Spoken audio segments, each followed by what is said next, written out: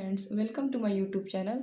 आइए हम लोग क्वेश्चन टैग को समझा जाए। तो देखिए, जो ये क्वेश्चन टैग है, इस क्वेश्चन टैग में क्वेश्चन का अर्थ होता है प्रश्न और टैग का मतलब होता है जोड़ना। अर्थात अगर इसकी डिफिनेशन की बात की जाए तो हम लोग कह सकते हैं कि वाक्य में किसी वाक्य में प्रश्न को जोड़ना ही क्वेश्चन टैग कहलाता है। क्वेश्चन टैग कहलाता है यानी कि किसी वाक्य में हम प्रश्न को जोड़ते हैं, उसे क्वेश्चन टैग कहते हैं। और जो क्वेश्चन टैग है, इसका प्रयोग जो है वाक्य की पुष्टि करने के लिए, पुष्टि और संदेह मीन्स डाउट, DOUBT, डाउट को दूर करने के लिए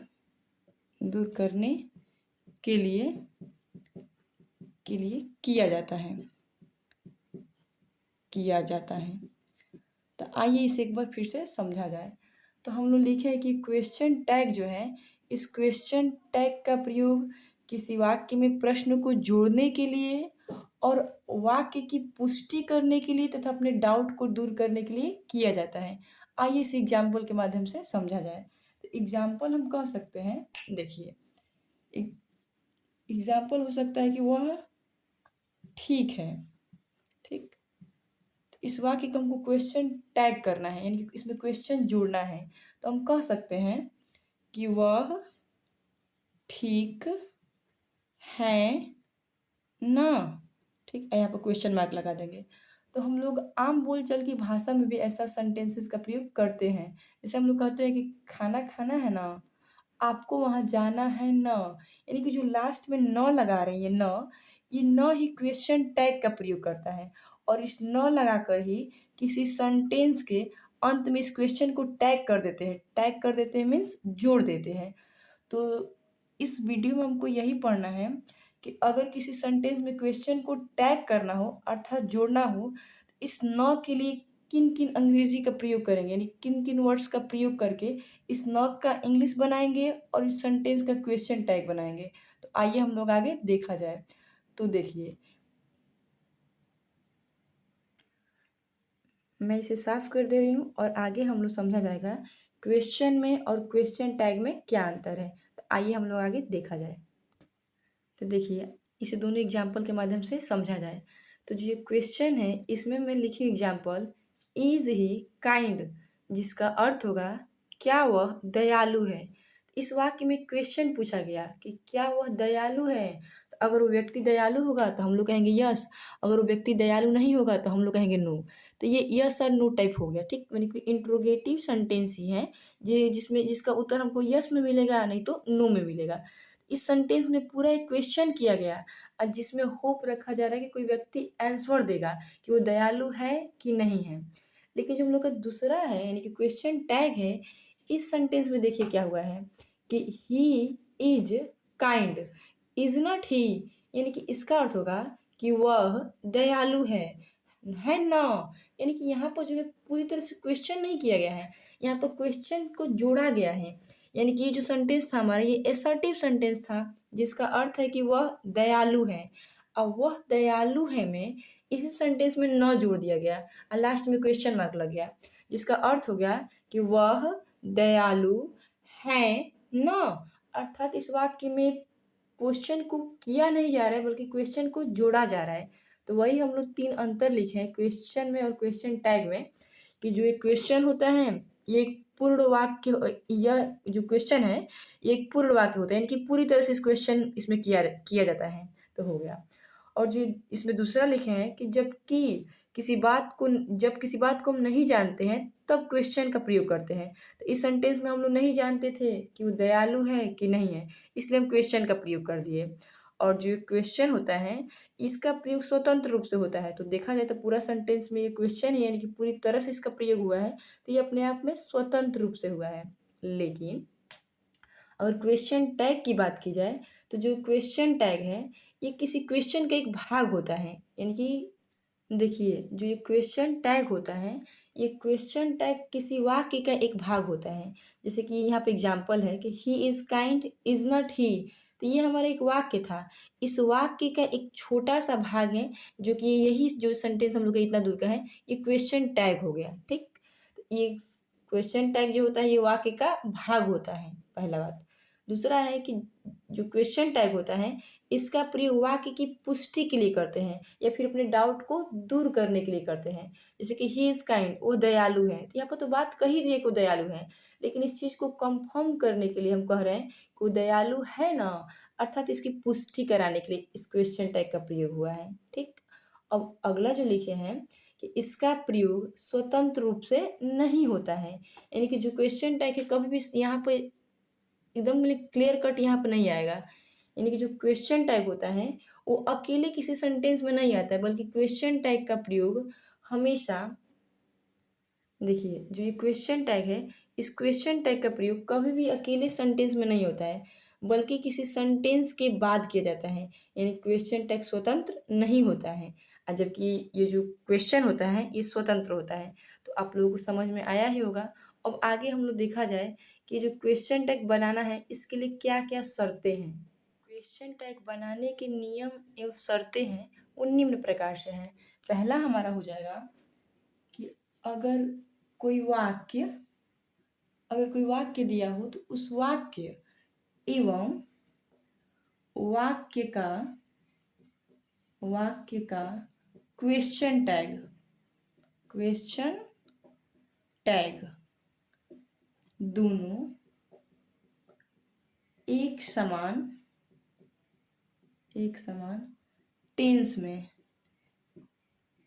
में होना चाहिए। इस बात को ध्यान रखिएगा। इसका अर्थ ये हुआ कि अगर कोई सेंटेंस है, जैसे एग्जाम्पल के लिए हम लोग देख सकते हैं कि ही इज़, मान लीजिए काइंड, ही पिछला वाला सेंटेंस को बना दिया जाए ही इज़ काइंड। इस वाक्य को हमको क्वेश्चन टैग बनाना हो तो इस क्वेश्चन जो ये सेंटेंस दिया है इसी में हम लोग क्वेश्चन को टैग करेंगे, अर्थात क्वेश्चन को जोड़ेंगे। तो क्वेश्चन को जोड़ने के लिए यहाँ पर कामा का प्रयोग करेंगे और जो हेल्पिंग वर्ब है इसको लिख देंगे यहाँ पर इज़, और इस सेंटेंस पॉजिटिव है। रुकिए इस एग्जाम्पल के बाद ही मिलेगा। दूसरी शर्त हो जाएगी कि अगर हमको कोई वाक्य दिया हो और वो वाक्य पॉजिटिव में हो तो उसका जो क्वेश्चन टैग है, लिख दे रहे यहाँ से, उसका क्वेश्चन टैग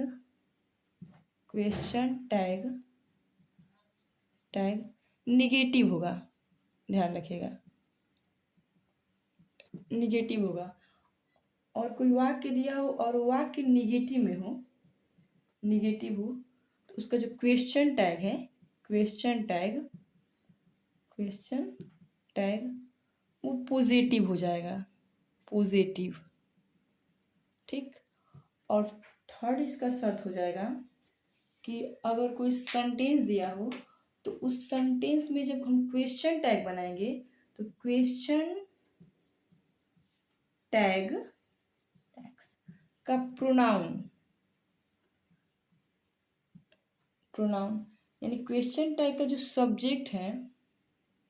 तीसरा शर्त हो जाएगा कि अगर कोई वाक्य दिया हो और उस वाक्य का हम जो क्वेश्चन टैग बना रहे हो तो जो क्वेश्चन टैग में सब्जेक्ट का प्रयोग हम करेंगे उस सब्जेक्ट के रूप में हमेशा ही प्रोनाउन का ही प्रयोग करना है। यानी प्रोनाउन का प्रयोग करते हैं तो हमेशा क्वेश्चन टैग के रूप में प्रोनाउन का ही प्रयोग करेंगे।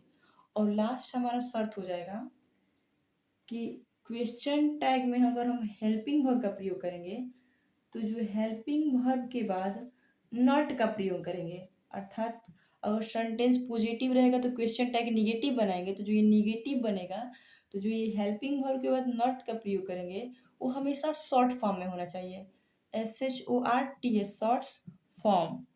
तो जो वो निगेटिव फॉर्म जो निगेटिव का प्रयोग करना है वो निगेटिव जो है क्वेश्चन टैग किस में होना चाहिए, शॉर्ट फॉर्म में होना चाहिए। एक बार फिर इसको समझिए चौथा शर्त हो जाएगा कि जो हम क्वेश्चन टैग बनाएंगे तो उस क्वेश्चन टैग में जब निगेटिव सेंटेंस का प्रयोग करना हो तो उसका निगेटिव सेंटेंस हम जब बनाएंगे तो जो ये हेल्पिंग वर्ब के बाद नॉट का प्रयोग करेंगे तो ये हेल्पिंग वर्ब प्लस जो नॉट है हमारा शॉर्ट फॉर्म में होना चाहिए, यानी कि वो पूर्ण रूप में नहीं लिखा जाना चाहिए बल्कि इसका एब्रिविएशन फॉर्म होना चाहिए, यानी कि संक्षिप्त रूप में लिखा होना चाहिए।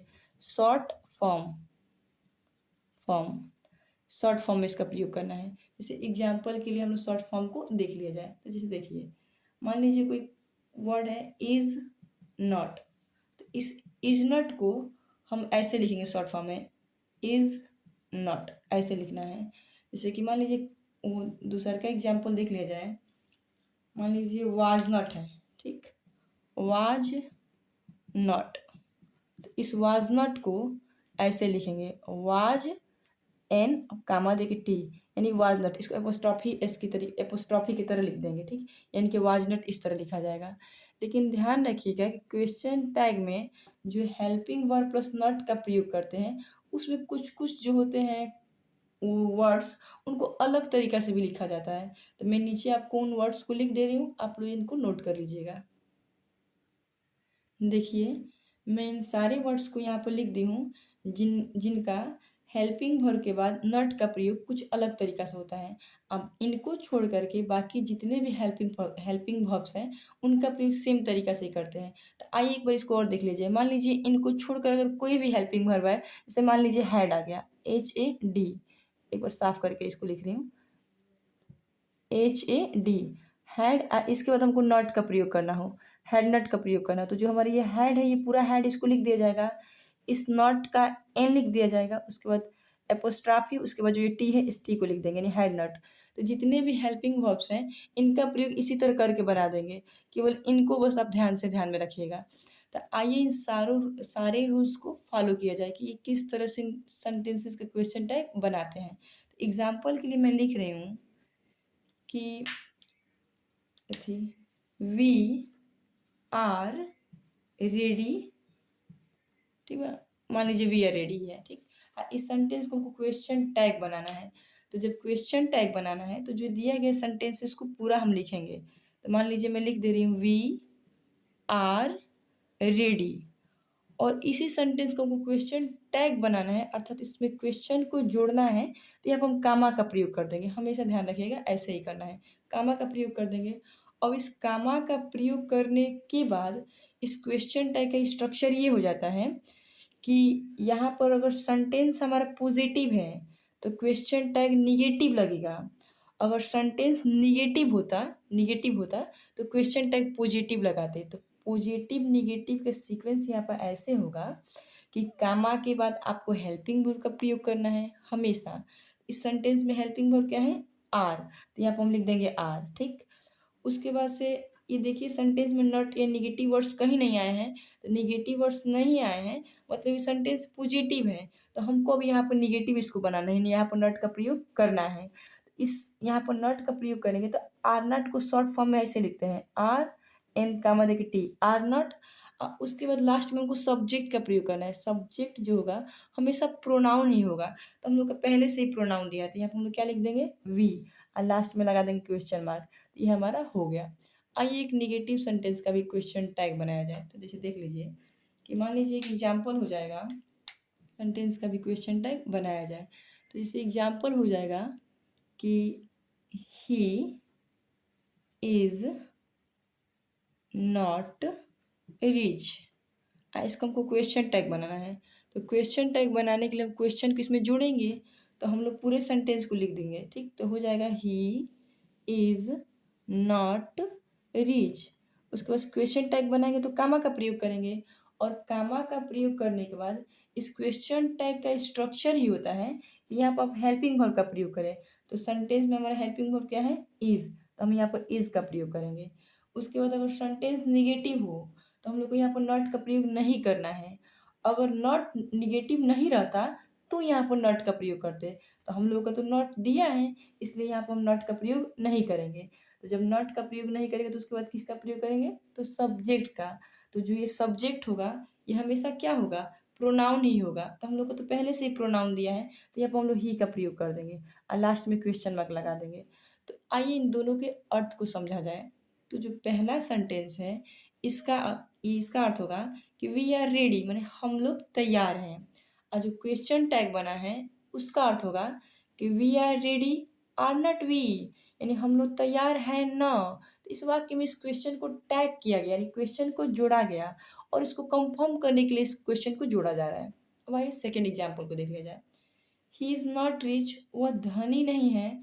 तो इसका क्वेश्चन टैग बना है कि he is not rich is he, यानी इसका भी अर्थ यही होगा कि वह धनी नहीं है ना, यानी कि वो धनी नहीं ना है। इसका क्वेश्चन टैग ये हो गया। तो आइए हम लोग आगे इस क्वेश्चन टैग में नॉट के अलावा क्या क्या निगेटिव वर्ड्स आ सकते हैं उनको भी लिख लिया जाए। तो मैं लिख दे रही हूँ। देखिए ये कुछ ऐसे वर्ड्स हैं जिसमें नॉट का प्रयोग नहीं भी रहेगा और इनमें से किसी भी एक वर्ड्स का प्रयोग हो जाएगा तो वो सेंटेंस निगेटिव हो जाएगा। ये सब निगेटिव मीनिंग देने ही वाले अर्थ हैं, ठीक। जैसे नो मतलब ही नहीं, नेवर मने कभी नहीं, नाइदर मने दोनों में से कोई नहीं, नॉन मने कोई नहीं, नथिंग मने कुछ नहीं, नो बॉडी मने कोई नहीं व्यक्ति के सेंस में, नो वन मतलब ही कोई नहीं, हार्डली मतलब मुश्किल से, रेयरली का मतलब भी मुश्किल से होता है, सेल्डम मतलब कभी नहीं, फ्यू मतलब होता है थोड़ा यानी कि न के बराबर, लिटिल मतलब भी थोड़ा न के बराबर, लेकिन लिटिल का प्रयोग क्वांटिटी बताने के लिए करते हैं और जबकि फ्यू का प्रयोग नंबर बताने के लिए करते हैं। और जो बेयरली है, बेयरली का मतलब होता है मुश्किल से, यानी कि देखा जाए तो ये सब अपने आप में एक निगेटिव मीनिंग देने वाले वर्ड्स हैं। जैसे एग्जाम्पल देखिए, मान लीजिए कोई एग्जाम्पल है कि नथिंग इज इम्पॉसिबल। एक बार फिर से इसको लिखा जाए, NOTHING, nothing is impossible, impossible. इसका हमको क्वेश्चन टैग बनाना हो तो क्वेश्चन टैग बनाने के लिए हम लोग इस सेंटेंस को पूरा यहाँ तक लिखेंगे और लिखने के बाद कामा लगा देंगे। फिर क्वेश्चन टैग का नियम यही है कि कामा के बाद हेल्पिंग वर्ब का प्रयोग करें। तो हमारा हेल्पिंग वर्ब क्या है, इज, तो यहाँ पर हम लोग इज ले लेंगे। उसके बाद हम लोग को पता है कि हेल्पिंग वर्ब के बाद नॉट का प्रयोग करते हैं, लेकिन ध्यान रखिएगा नॉट का प्रयोग तभी किया जाता है जब सेंटेंस पॉजिटिव हो, और जब सेंटेंस निगेटिव हो तो नॉट का प्रयोग नहीं करते हैं। तो ये जो नथिंग है, नथिंग मतलब कुछ नहीं, तो ये अपने आप में एक निगेटिव मीनिंग दे रहा है। तो जब निगेटिव मीनिंग देगा तो नॉट का प्रयोग नहीं करेंगे, तो ये हट जाएगा। और लास्ट में क्या लगाते हैं, सब्जेक्ट। तो ध्यान रखिए कि सब्जेक्ट जो है हमारा प्रोनाउन ही होना चाहिए। अब प्रोनाउन में भी पर्सनल प्रोनाउन, तो जो ये नथिंग है इस नथिंग के लिए जो पर्सनल प्रोनाउन लेते हैं, ये थिंग यानी वस्तु को इंडिकेट कर रहा है, इसलिए इसके लिए इट लेते हैं। और लास्ट में क्या लगा देंगे, क्वेश्चन मार्क। तो आइए अब हम लोग आगे देखा जाए कि जो ये सब्जेक्ट है इस सब्जेक्ट के जगह पर ये he she it I we you they, इस पर्सनल प्रोनाउन को छोड़कर कोई अन्य वर्ड आएगा तो उसको पर्सनल प्रोनाउन में किस प्रकार चेंज करेंगे। तो आइए इसको देखा जाए।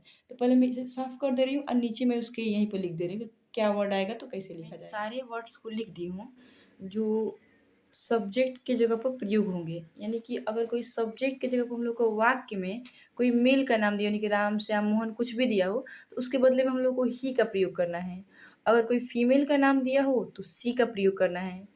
और अगर कभी सब्जेक्ट के रूप में कोई मेल, फीमेल या फिर कोई एनिमल, वर्ड, बर्ड्स नेम कुछ भी हो लेकिन वो प्लूरल हो तो वहाँ पर हमको दे का प्रयोग करना है, ठीक। तो यही सब जो होगा कि समवन आएगा, नोबडी आएगा तो दे लगाएंगे, थिंग समथिंग वाला यानी लास्ट में कोई थिंग से एंड होगा तो उसके लिए इट लगाएंगे। तो ये सारी चीज़ों को मैं लिख दी हूँ जिसको एग्जाम्पल के माध्यम से समझा जाए। तो देखिए जो ये एग्जाम्पल पहला लिखी हूँ कि एवरीथिंग इज ओके, इसका मान लीजिए क्वेश्चन टैग बनाना हो तो क्वेश्चन टैग का नियम यही है कि सारे क्वेश्चन को इसे जो ये सेंटेंस दिया इसको पूरा लिख देंगे, उसके बाद कामा का प्रयोग करेंगे।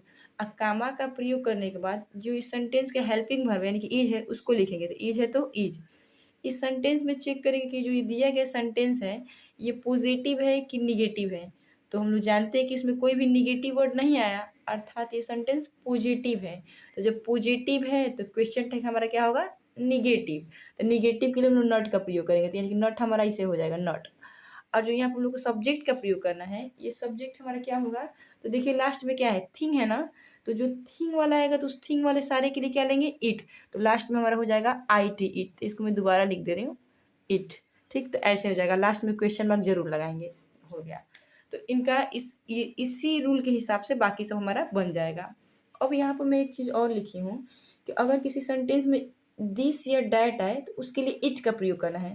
जैसे देखिए example, this is a chair, तो अगर दिस इज ए चेयर है तो इसका क्वेश्चन टैग बनाना है तो पूरा लिख देंगे, दिस इज ए चेयर तक पूरा लिख देंगे, फिर कामा का प्रयोग करेंगे। रुकिए मार्कर चेंज कर दें, तो दिस इज ए चेयर तक पूरा लिख देंगे, उसके बाद कामा का प्रयोग करेंगे। अब कामा का प्रयोग करने के बाद हम हेल्पिंग वर्ब लेंगे, तो हेल्पिंग वर्ब क्या हो जाएगा, इज। सेंटेंस पॉजिटिव है तो हम इसको निगेटिव बनाएंगे, अर्थात यहाँ पर नॉट का प्रयोग करेंगे तो नॉट। और यहाँ पर जो हमारे दिस हैं, अगर दिस या डैट आएगा तो क्या लेंगे, इट, तो यहाँ पर हम ले लेंगे इट और लास्ट में क्वेश्चन मार्क लगा देंगे। और देखिए जो ये दिया है, यहाँ पर दिया है कि दिस मैन इज ब्रेव, यह आदमी बहादुर है। इस वाक्य में दिस डैट के बाद मैन आया है, तो जब भी किसी सेंटेंस में दिस डैट के बाद कोई नाउन आए तो इस नाउन के अकॉर्डिंग हम लोगों को सब्जेक्ट का प्रयोग करना है। तो फिर इसका क्वेश्चन टैग कैसे बनेगा, इस पूरे को लिख लेंगे, फिर कामा का प्रयोग करेंगे। सेंटेंस में इज है तो इज लिखेंगे, सेंटेंस पॉजिटिव है तो इसको निगेटिव बनाएंगे, अर्थात यहाँ पर नॉट लगाएंगे। और यहाँ पर जो सब्जेक्ट लिखेंगे उस मैन के अकॉर्डिंग लिखेंगे, तो मैन हमारा जो है सिंगुलर है, ये मैन यानी कि मेल को इंडिकेट कर रहा है, तो मेल के लिए क्या ले लेंगे, ही, और लास्ट में क्वेश्चन मार्क लगा देंगे। ठीक, और एक चीज़ ध्यान रखिएगा कि जब भी किसी सेंटेंस में दीज आए, छोटी क्या लिखना है यहाँ पर, दीज आए या दोज आए, उसके बाद नाउन आए या फिर न आए, कहीं भी आपको दीज या दोज दिखेगा तो उसके बदले में आप लोग दे प्रोनाउन का प्रयोग कीजिएगा, दे, THEY दे, क्योंकि ये प्लूरल को इंडिकेट करता है, इसीलिए हमेशा हम यहाँ पर दे का प्रयोग करेंगे। ठीक, तो अब हम लोग का ये खत्म ही हो गया। अब लास्ट बचा है इम्परेटिव सेंटेंस, तो इसको भी देख ही लिया जाए। देखिए मैं हर टाइप का एक एक एग्जाम्पल लिख दी हूँ, इसे देख लिया जाए। जैसे एग्जाम्पल पहला है लेट अस गो, तो देखिए मैं छोटा छोटा सेंटेंस लिखी हूँ, आप कितना भी बड़ा सेंटेंस इस पर बना सकते हैं, रूल यही रहेगा। तो मान लीजिए लेट अस गो है, इसको क्वेश्चन टैग बनाना है, तो पहले इस पूरे सेंटेंस को लिख लेंगे, यहाँ पर लिख लिया, उसके बाद कामा का प्रयोग करेंगे। कामा का प्रयोग करने के बाद देखेंगे कि ये किस टाइप के सेंटेंस है, तो इम्परेटिव है। तो इम्परेटिव सेंटेंस में अगर लेट अस वाला रहेगा, मतलब लेट के बाद हमेशा अस आएगा, तो वहाँ पर हमको किसका प्रयोग करना है, तो शैल अवी, तो लास्ट में शैल वी लिखकर क्वेश्चन मार्क लगा देंगे, यहाँ पर कमा रहेगा। ठीक, अगर यहाँ पर दिया कि लेट मी गो, यानी कि यहाँ पर लेट के बाद क्या आ गया, मी, तो अदर वर्ड का मतलब ये होता है कि अस को छोड़कर आए, अस को छोड़कर या तो मी आएगा, नहीं तो देम आएगा, नहीं तो हर आएगा, नहीं तो हिम आएगा, इनमें से कोई भी आ सकता है। ठीक, तो अगर अस को छोड़कर इनमें से कोई भी आ रहा है तो हम लोगों को यहाँ पर प्रयोग करना है, पहले कामा लगा देंगे, उसके बाद से विल, अगर चाहें तो सेंटेंस को विल यू से भी बना सकते हैं या विल और नॉट यू से भी बना सकते हैं, तो यहाँ पर हम लोग विल यू से बना दिया जाए, विल यू, और लास्ट में क्वेश्चन मार्क। ठीक, अगला सेंटेंस है सिट हियर, इसका क्वेश्चन टैग बनाना है तो फिर कामा लगाया जाएगा। और जब सिट हियर देगा तो जब MV1 से शुरू होगा सेंटेंस तो यहाँ पर हम लोग लिख देंगे विल यू या ओन नॉट यू, ये दोनों तरीके से बनता है, आप इसको ध्यान में रखिएगा, own not you. Imperative sentence में पॉजिटिव सेंटेंस का भी, जो पॉजिटिव अगर सेंटेंस देगा तो उसका क्वेश्चन टैग पॉजिटिव में भी बनता है, यानी कि विल यू का भी प्रयोग करके बनता है और ओन नॉट यू का प्रयोग करके भी बनाते हैं, लास्ट में क्वेश्चन मार्क लगा देंगे। अब देखिए ये सेंटेंस पहले से निगेटिव है तो निगेटिव सेंटेंस को हमेशा पॉजिटिव में ही बनाइएगा। ठीक, यहाँ पर कामा लगा देंगे और डूनर से स्टार्ट होगा तो क्या लगाएंगे हम लोग, विल यू, तो विल यू लिख के क्वेश्चन मार्क कर देंगे, यानी कि हमारा ये जो इम्परेटिव सेंटेंस था ये पूरा खत्म हो गया। आइए एक बार इम्परेटिव सेंटेंस का स्ट्रक्चर फिर से देख लिया जाए, तो पहले मैं इसे साफ कर दूं। तो देखिए क्वेश्चन टैग का मेन रूल यही है कि अगर जो हम लोग को सेंटेंस दिया जाए जिसका क्वेश्चन टैग बनाना हो, तो अगर सेंटेंस पॉजिटिव हो तो क्वेश्चन टैग निगेटिव में होगा, अगर सेंटेंस निगेटिव हो तो क्वेश्चन टैग हमारा पॉजिटिव में होगा, यानी कि क्वेश्चन टैग में नॉट का प्रयोग नहीं करेंगे। तो मेन तो यही दो रूल था, लेकिन हम लोग को इतना ज़्यादा इसलिए पढ़ना पड़ा क्योंकि जो ये क्वेश्चन टैग अगर हम बनाते हैं तो उसमें शॉर्ट्स फॉर्म का प्रयोग करते हैं, यानी कि जो हमारा हेल्पिंग वर्ब पर नॉट लगाएंगे तो किस तरह शॉर्ट में रहेगा, जो ये सब्जेक्ट लेते हैं वो हमेशा प्रोनाउन लेते हैं तो कौन सा प्रोनाउन का प्रयोग करेंगे, ये क्वेश्चन टैग क्या है, इसी को पढ़ने में हम लोग को थोड़ा ये वीडियो बड़ा हो गया।